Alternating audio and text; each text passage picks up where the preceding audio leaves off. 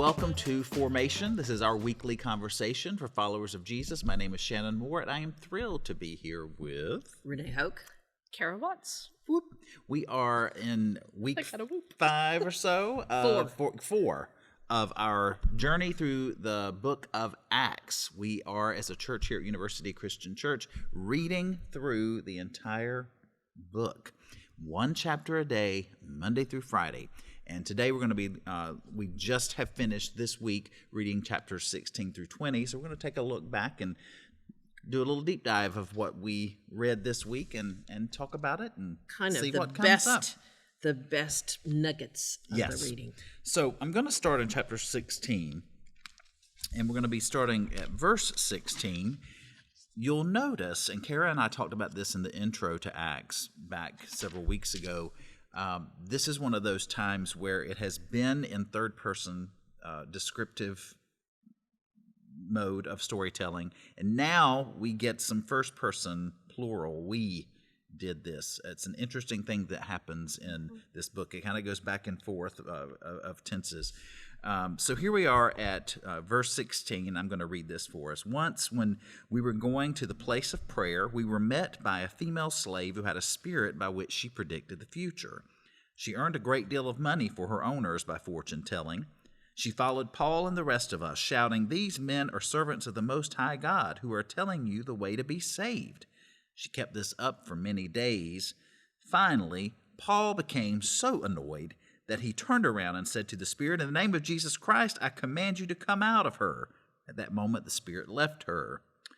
When her owners realized that their hope of making money was gone, they seized Paul and Silas and dragged them into the marketplace to face the authorities.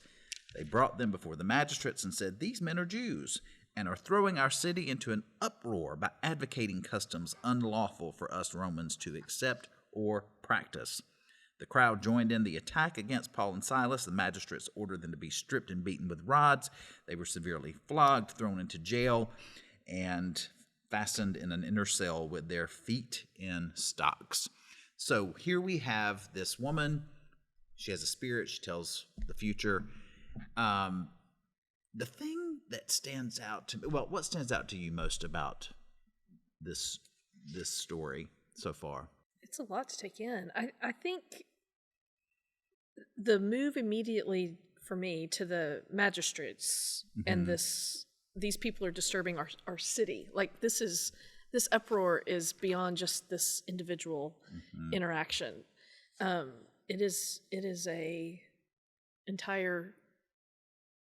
I mean, they were thrown in jail for this. Right. And the men who owned this woman were so angry and took it so personally at this loss of income that they made it bigger. Yes. Much bigger. Deal. Yes. I think the thing that stands out to me and sort of bothers me is that Paul exorcised this spirit out of annoyance. Yes, that makes a big difference in the telling, doesn't it? It does. If he's trying to liberate her from a spirit that has kind of trapped her, that's one thing. But for Luke, and maybe this is Luke not so crazy about Paul all the time, who's like, Paul was really annoyed. I mean, to me, that's strange to get that detail. Yes.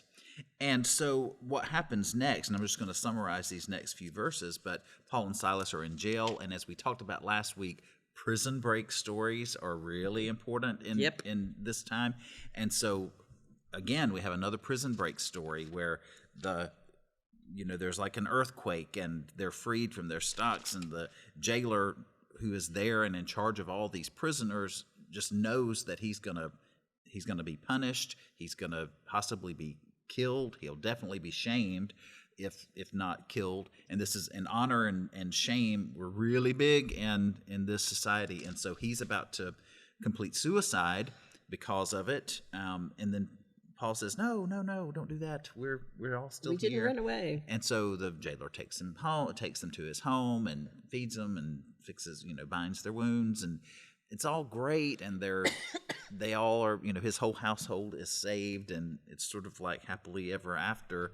The next day, Paul and Silas are let go. But I keep coming back to this servant girl who now has no source of income, who has Yeah, we don't know what happens we don't to know, her. we never know what happens to her. don't. She's never mentioned again, and it's like, oh look, this jailer got his family got saved, but I keep going back to this poor girl who now has no source of income, and she's no use to the people Right. who owned her anymore. And that this story, it always bothers me so much when I hear this story. I never have paid attention to that, Shannon. Good for you I like the fact that they're singing in jail. Yes. I always imagined, because I like to put myself in these stories when I was learning to read the Bible, that if I was ever thrown in prison for my faith, I would sing like that. I would be like Paul and Silas, What would you sing? standing on the promises. Ooh. That'd be a good We one. sang that in worship last Sunday, and it was wonderful. It was wonderful. Oh, it was I wonderful. felt like I was a little kid back home, standing with Oh, my that was a family good singing one. that song. Yeah. So, But now that seems very shallow compared to the problem that you raised. So well, no, I was I mean, just preparing for when I was going to be jailed for my faith. well, I think it's a both and. It is great that Paul and Silas and the other, whatever hymns they were singing, whatever spirit was there that caused them not to run away when the chains were loosened and the jailer didn't have to kill himself. That's wonderful. And but there's usually there's another side of a story that we don't. That's right. It's good to look at That we those don't details. think Yeah. about. Think about how everyone is being Yeah, impacted. and a reminder that Paul's human. Yeah, I mean, he has the he power has, yeah. to exercise, But figuring out how to do it, we see him kind of and not another do it as well. another parallel of Jesus got annoyed when the woman Right. was repeatedly asking him Yes. to heal her daughter. Right. Um, And he said some not so nice things. Right. True. Yeah. So, but Jesus then had the foresight to take in what she said And to take care of that. and yes. to care for to her. end things in a different Yes. way. All right. Well, an interesting story there. I want us to scoot over to Do you have any more jailbreak stories? chapter 17. Not yet. Those are also important in westerns, if you think about it. Yeah. Jailbreak stories. And in the Brady Bunch. Remember when the Brady Bunch got locked in the ghost town The jail? ghost town. That's kind Uh-huh. of falls into the Western category. Yes. Oh, we're old. So in chapter 17, Paul has been in Berea, and he's heading to Athens and leaves instructions for Silas and Timothy, who is a young man who is a convert and or who is now a believer as well, to join him in Athens. So that's where we pick up. Kara, will you read chapter 17, verses 16 through 23? Yes. The longer Paul waited in Athens for Silas and Timothy, the angrier he got. All those idols. The city was a junkyard of idols. He discussed it with the Jews and other like-minded people at their meeting place. And every day he went out on the streets and talked with anyone who happened along. He got to know some of the Epicurean and Stoic intellectuals pretty well through these conversations. Some of them dismissed him with sarcasm. What a moron. But others, listening what to it says. thank you, message. But others, listening to him go on about Jesus and the resurrection, were intrigued. That's a new slant on the gods. Tell us more.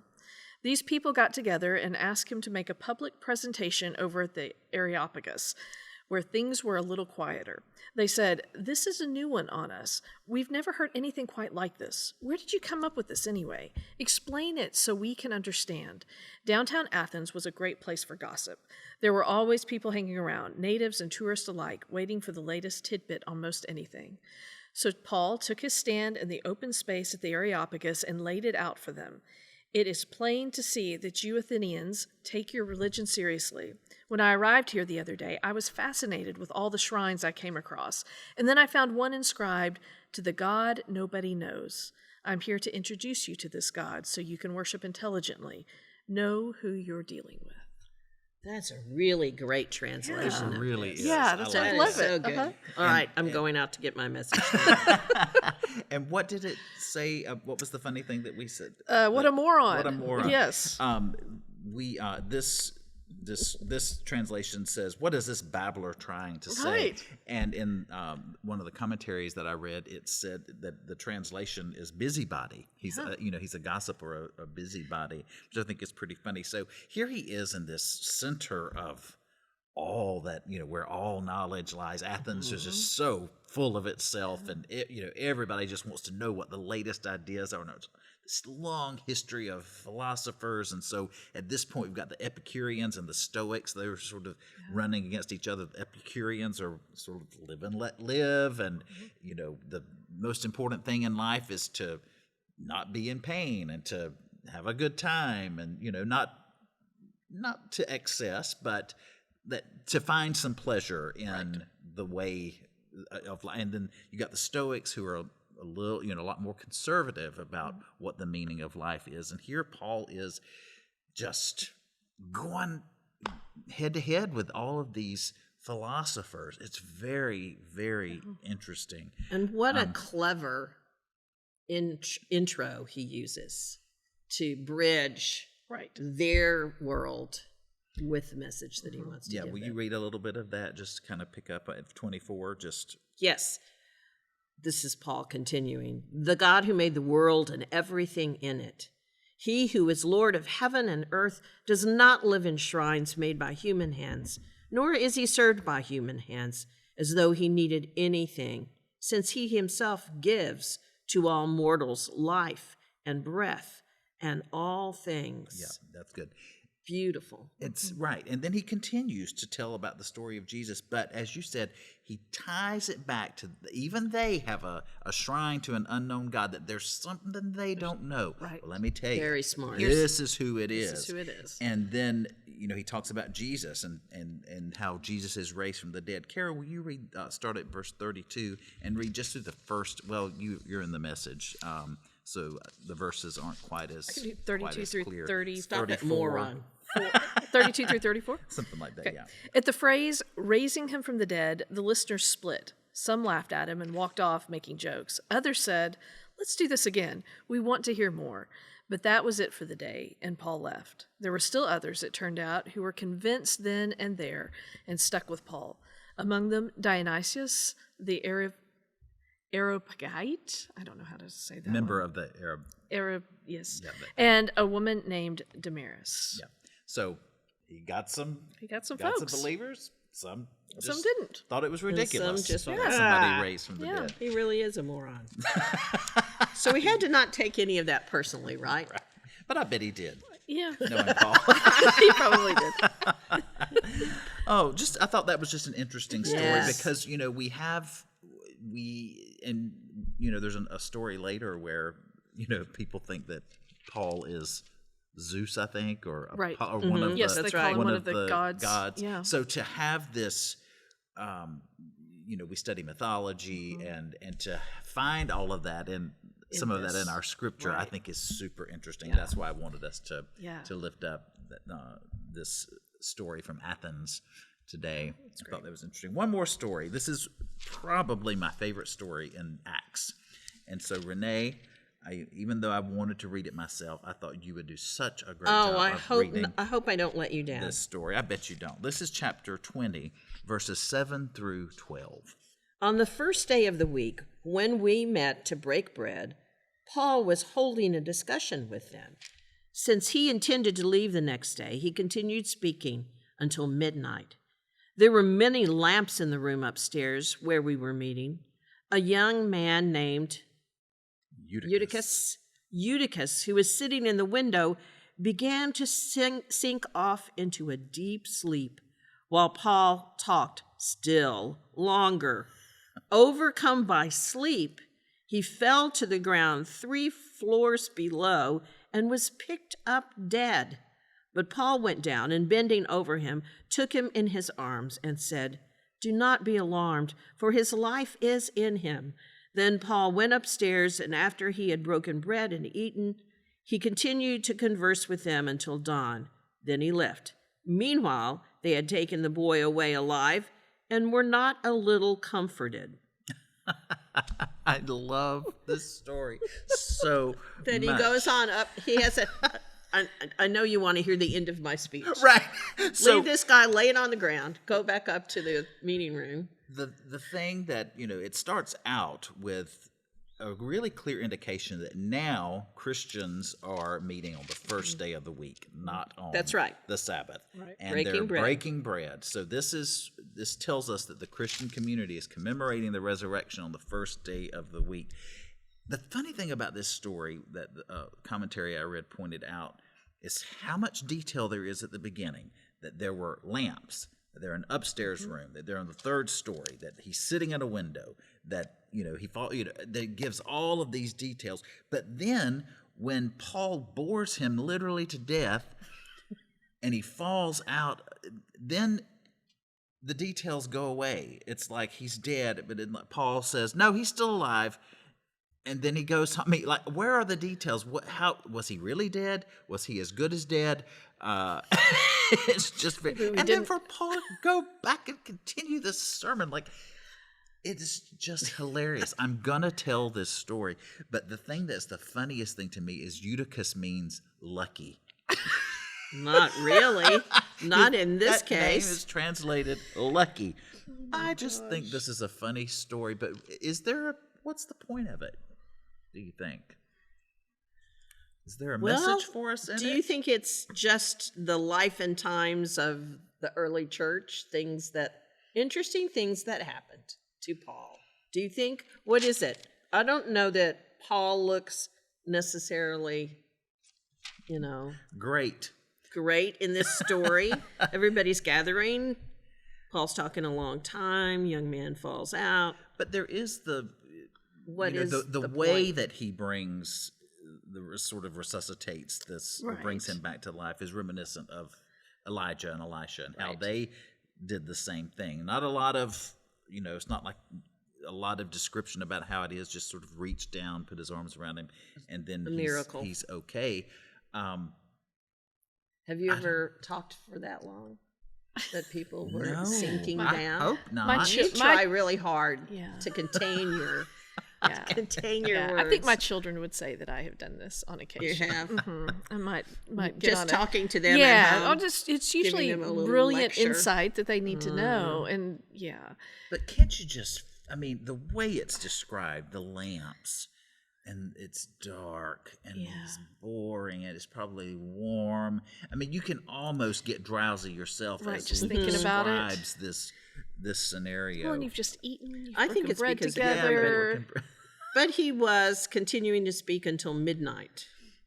So Yeah. he was going on and on, Ooh, all by himself. yeah, Don't ever talk that long. And then went back up and talked till daylight. So Yeah.